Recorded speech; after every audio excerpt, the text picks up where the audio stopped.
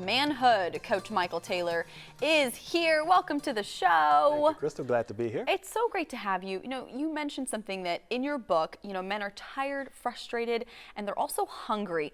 What do you mean by that? Well, if you pay attention to mainstream media, you may notice that men are perceived as the bad guys. We see stories of infidelity, domestic abuse, sexual assault, the Me Too movement, and all of that. Yeah. And so the conclusion that some people come to is men are bad. Sure. But the truth is, the overwhelming majority of men are actually good men. Oh, absolutely. Unfortunately, they're trapped in what I call an antiquated paradigm of masculinity. And so what this conversation is about redefining what it means to be a man.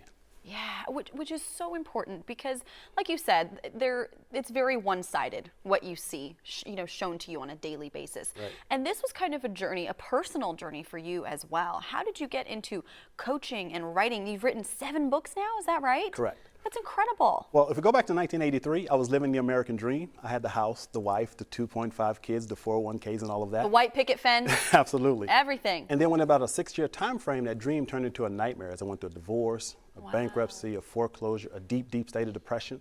And I was homeless for 2 years living out of a car. And during that time, I asked myself a question, and that question was this: what does it mean to be a man? Because I had done everything I thought a man was supposed to do to be happy, but I was absolutely miserable. And so what happened was that question led me on this amazing journey of transformation.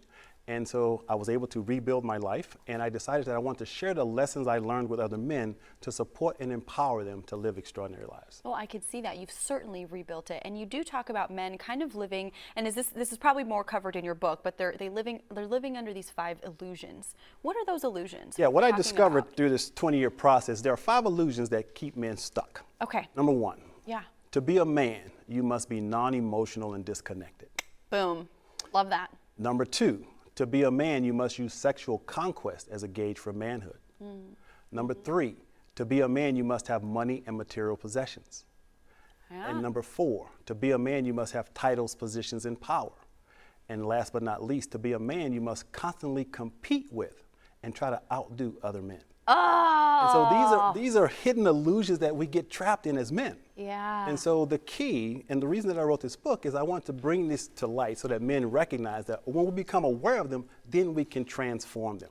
And that's the intention of the book. Well, and I like that you call them illusions, right? Because it doesn't mean that you have to subscribe to them. Right. Just because you're surrounded by these messages, it does not mean that this is what you need to do to be a man.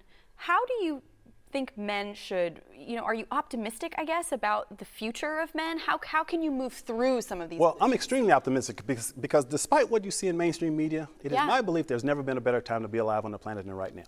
And I believe men are actually waking up. Because when I started this process back in the 90s, there were very few books and programs designed for men. And since then, again, I've written 7 books, and there are lots of organizations that are really transforming how we see masculinity. For example, there's an organization called the Mankind Project, and they have a 3-day weekend called the New Warrior Training Adventure. I love that. And it's a powerful process that I think every man should participate in. And so there are a lot of positive things that are happening. Unfortunately, we live in a society that really focuses on the negative, but there are a lot more things that are positive. And so what we need to do is, I think, have a new conversation with men and let them know that we all have the opportunity to become amazing fathers, great husbands, have dynamic health, fulfilling relationships, rewarding careers. It's all available for us as men, but most men don't have the tools to accomplish these things. And this book is simply a tool designed to empower men to live extraordinary lives. I love that. I love that you say it's available. It is there. So it's not something that you have to fight for or compete. It's there. It's available to you, but you need the tools and you have to work on it. Well, but most importantly, men need the courage. Yeah, I like that. They need the courage to go against the status quo, to recognize that the roles of masculinity are changing rapidly. People don't realize that, there are more women in the workforce now, there are more women graduating from college, so all the roles are changing. Yeah. So men must be courageous enough to embrace some new roles. Shift and embrace the change, right? Absolutely. Thank you so much. If you would like more from Coach Michael Taylor, we'll also have a link on kclive.tv later on today. And again, thank you so much for writing this book. I think this is a very important conversation. And for any man who's courageous enough, he can get a free copy online at anewconversationwithmen.com. Free copy. You can't go wrong there. Can't go wrong there. Thank you.